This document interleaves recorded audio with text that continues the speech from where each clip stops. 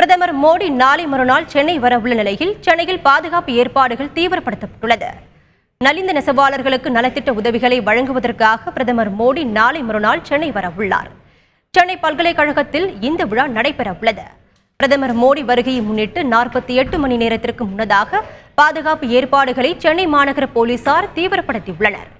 சென்னை விமான நிலையத்தில் இருந்து விழா நடைபெறும் சென்னை பல்கலைக்கழகம் வரை 5 அடுக்கு பாதுகாப்பு போடப்பட்டுள்ளது.